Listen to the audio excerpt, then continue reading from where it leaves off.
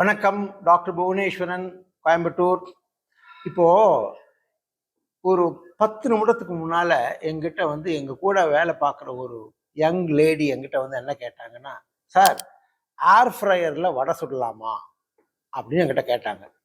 நான் சொன்னேன், ஏம்மா ஏர் ஃப்ரையரில் சிப்ஸு பார்த்து கேட்டிருக்கிறேன், வடகம் கேட்டிருக்கிறேன், அப்பளம் கேட்டிருக்கேன், இது என்னம்மா வடை சுடலாமான்னு கேட்குறியே அப்படிங்கும்போது, இப்போ இந்த ஏர் ஃப்ரையர்னால இப்போ வடை சுடுற அளவுக்கு போயிட்டாங்க அப்படிங்கும்போது நம்மளுடைய விஞ்ஞான முன்னேற்றத்தை நினச்சி பெருமை தான் பண்ணணும். அப்போ ஏர் ஃப்ரையர்னா என்னன்னு உங்களில் பலருக்கும் தெரிஞ்சிருக்கும். இது எந்த விதமான எண்ணெய் முறையிலேயோ இல்லாமல் ஒரு சுடு காற்றின் வெப்பத்தின் மூலம் அந்த உணவுப் பொருட்களை பதப்படுத்துவது. இப்போ பொதுவாக ஃப்ரையிங் அப்படின்னாலே நமக்கு என்னென்னா, நம்ம வெட் ஃப்ரையிங், ட்ரை ஃப்ரையிங் 2 விதம் இருக்குது. வெட் ஃப்ரையிங் அப்படிங்கிறதுல என்ன அப்படின்னா, எண்ணெயிலே பொரித்து எடுப்பது வெட் ஃப்ரையிங். இந்த வெட் ஃப்ரையிங்கில் மூலம் என்ன அப்படின்னா, சுவை பிரமாதமாக இருக்கும். ஆனால் அந்த எண்ணெய் அதிகமாக உள்ளே போகிறதுனால நமக்கு உணவுனுடைய உடலினுடைய பிரச்சனைகள் வரலாம்.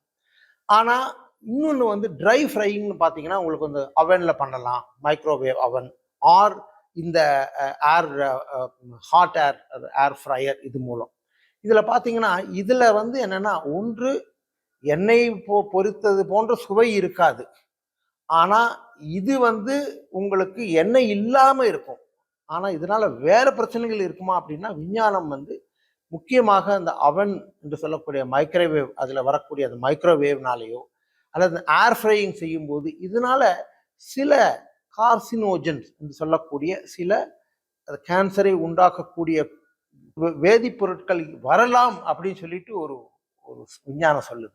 அப்போது டீப் ஃப்ரை போனால் இருதய கேடுங்கிறீங்க, ஏர் ஃப்ரை போனால் கேன்சர் வரலான்னு சொல்கிறீங்க. சார் நான் என்ன சார் செய்வேன் அப்படின்னு.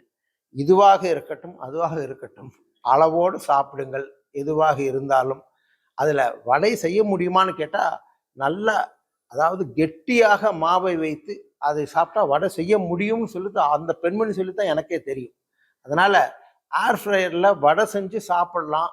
அதனால் என்ன, உங்களுக்கு எண்ணெய் இல்லாமல் வடை சாப்பிடலாம். ஆனால் வடையினுடைய சுவை இருக்குமா, நான் சாப்பிட்டு பார்த்துட்டு சொல்கிறேன். வணக்கம்.